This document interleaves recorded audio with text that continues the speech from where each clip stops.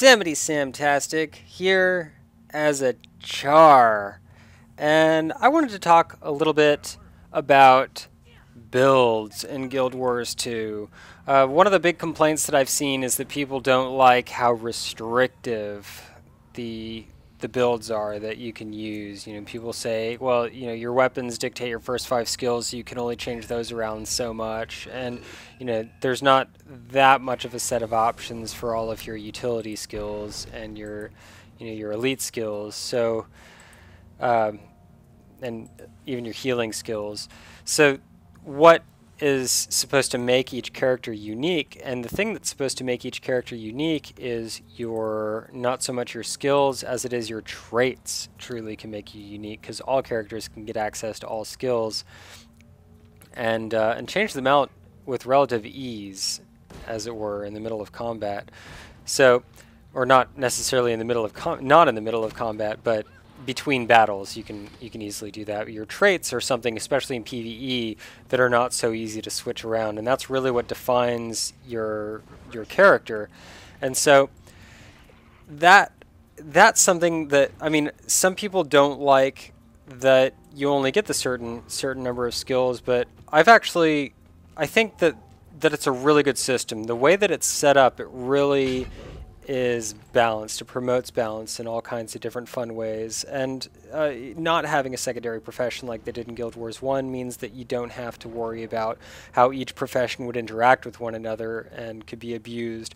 One of the things that you're gonna not end up with quite so much is, like, you know, people running the Ray of Judgment builds or Barrage builds in Jade Quarry, like that sort of that style of you know, go on the PVX wiki and get your build. People are already making different builds and things to use, but there's a lot more freedom to develop something that's in your play style. Like, you may have something that works better for you than what may be a good meta build. So, for example, when I've been working on what I want to do with my Necromancer, I decided I wanted to put 30 points into Blood Magic. Why do I want to put 30 points into Blood Magic? Because Blood Magic seemed like it would be cool. Increases Vitality, increases Healing is the basic traits there.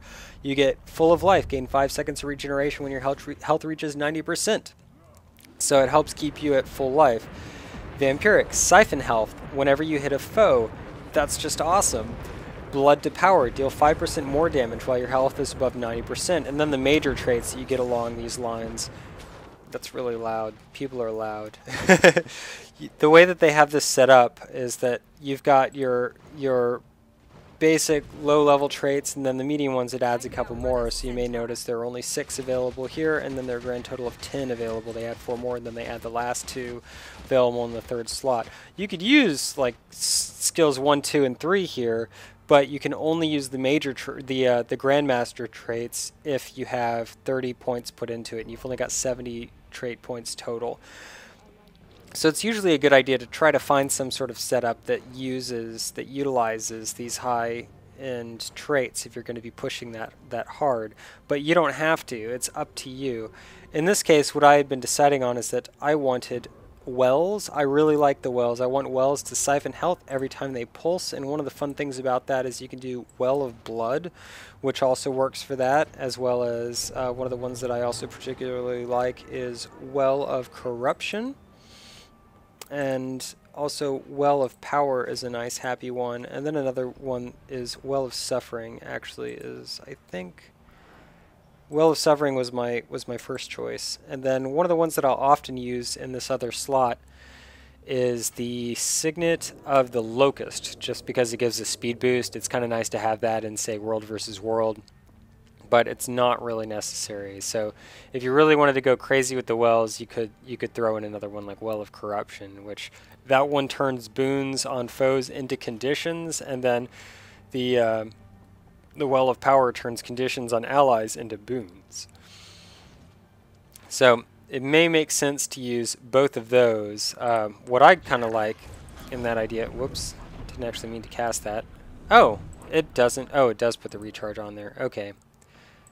So what I'd prefer to do is have Well of Suffering, Well of Corruption, and then also Well of Darkness. as the next one in the line. There are a couple of other options that I could go with, but those are very, very nice to me. So for my slot 2, I was looking at going for... There's life transfer heals nearby allies is a really nice one. That was what I was going to put in the first one, because life transfer is really fun. That's life transfer is the slot 4 skill that just siphons health from everything around you. And it's just a fun, really powerful skill. And it has kind of a long recharge on it, but if you just try to keep this kind of full and pop into it to the life transfer is just a really cool ability, and you can't really appreciate it until you either use it or fight against it, I guess you'd say. And so, okay, there's Quickening Thirst, where you move 10% faster while wielding a main hand dagger and 5% faster while wielding an offhand dagger. So if you wanted something that was able to just run around really quickly, it would make sense to throw 2 daggers on yourself, use Signet of the Locust, and then you'd have presumably a 25% speed boost.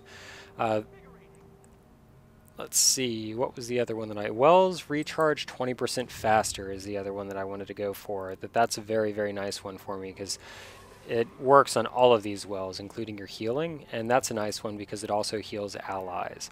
And the other one that I decided on, I was thinking of putting another 30 points into either death magic or curses, or put some like 10 into soul reaping, 10 into curses, and 20 into death magic, something like that. But it turns out that what I actually wanted to do is put 30 into spite. And the decision that I made for that has to do with the fact that I enjoy the axe. Basically, before I got to even play a necromancer, watching the previous betas, the press beta, I had decided ahead of time that I wanted to do a necromancer using the same name as my dervish, and I was deliberating between the necromancer and the mesmer, but I didn't really think that for the idea that I had in mind that the mesmer would fit, because the mesmer uses pistols. But I decided that I wanted to use a necromancer, and the necromancer had the option of having an axe main hand, and I thought, that's really cool. I want to have an axe main hand, and when I found out what the offhands were, I wanted to do axe dagger. And I've done some with dagger, but I really prefer axe dagger. And additionally, as the second weapon, the scythe landed in that, or the staff landed in that position, because when you do the normal attack with the staff, it has a little shadowy effect that looks like a scythe on it. And the reason that I decided that I needed to have points in spite is because I really like the axe. And spite has axe training as one of your grandmaster traits, where axe damage is increased and axe skills recharge 20% faster. That's pretty awesome. And so then you just sort of have some other options here that you can go with, like minion damage. I don't really want to use minions. It's not what I'm into. I don't want to be a minion master, but you have options if you do want to be a minion master. We've got Spiteful Vigor is one that I really like. Where was it? Spiteful Spirit is actually one that I wanted to go with. Spiteful Spirit has you gain retaliation for 3 seconds when entering Death Shroud. We can throw that in the first slot, just on a whim. And then we've got Spiteful Marks, where marks deal 10% more damage. And that's the other one that I wanted, because using a staff gives you a whole giant collection of marks, and also Lich Form, as it turns out, gives you a couple more options for marks as well.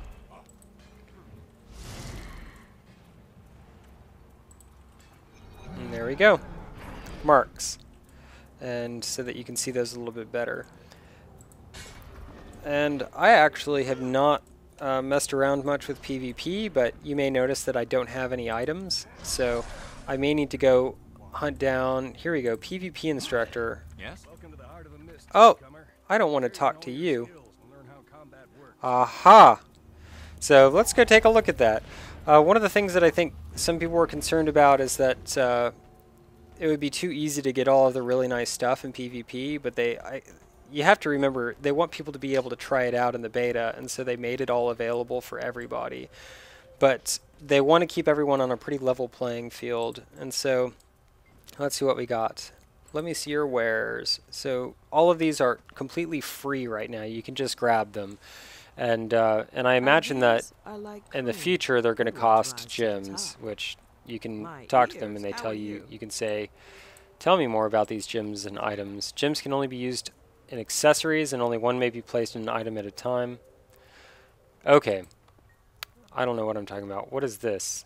This is... I I honestly haven't done much PvP, but it's like the PvP points. Your funds of what? I don't remember what those are. Renown or something to that effect. But it's all free now, but presumably it won't all be free after release.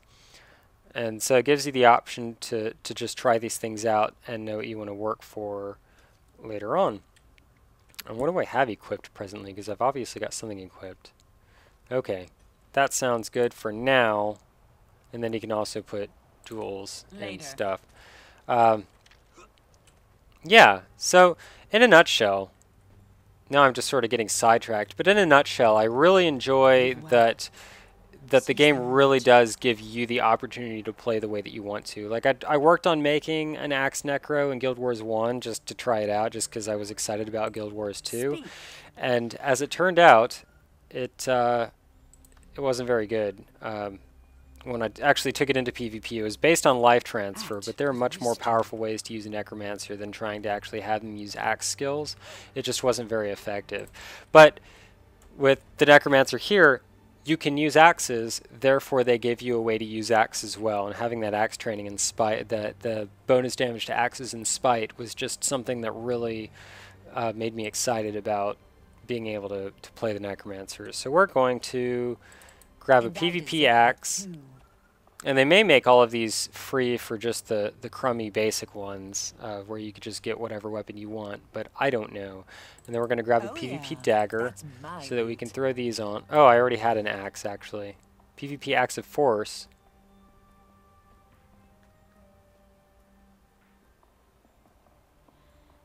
What's the difference? Oh, that has a sigil of superior force. So we'll go ahead and throw that on there. And get rid of this stuff. And then I'm going to grab a staff from you. And we can take a look at the skills. So for the PvP staff, there we are.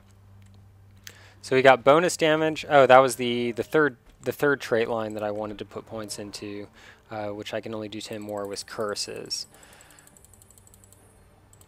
And the reason for that is because you get terror, where fear does damage, and to get a sense of how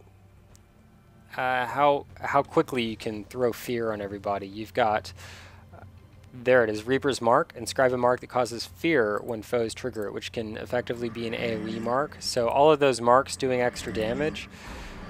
There are different ways to do stuff. There's a trait that lets you have wells be distance cast, but I kind of like being in a little bit closer because I've got the Axe Dagger. It's kind of a closer end build, and then you can sort of be on top of people throwing down these marks, or these wells rather. That's what I'm talking about. And so you've got fear on your staff as something with a 40-second recharge. You've also got the option of throwing fear with your casting Doom with Death Shroud. Also applies fear. And your third skill, I believe, underwater with Death Shroud also does fear. And then your down state has a fear skill as well. So being able to do damage with fear is just something that's really cool, because the Necromancer has the ability to inflict fear, and one of the fun things about the trait lines is that condition duration lasts 30% longer when you max out Spite, and so that fear does damage even longer. Of course, putting more points into curses would mean that it does more damage for longer, but hey, you do what you can. And what I've noticed is that, like, no matter what way you want to play your character, it may not be the best way, but it may be something that you're just particularly good at. It may work for you. And you can do that. They have so many options for setting up your traits, and so many different choices for modifying different types of utility skills, and it's just a really, really good system, and I really enjoy it.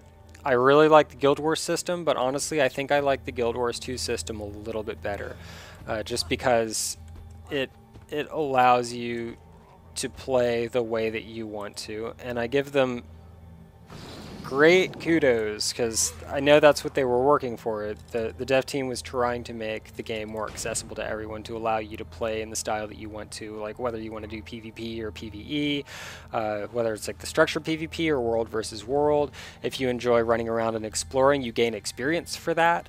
If you want to do crafting, then that was made more accessible. It's a little bit easier. It's something that you can do to gain experience that way. You're not locked into crafting professions.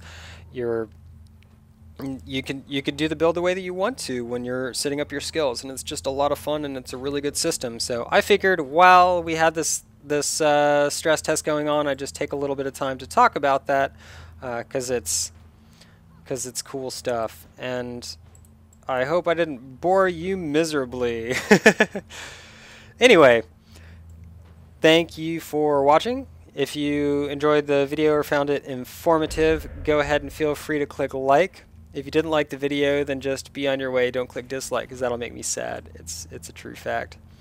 And on that note, you will see me later.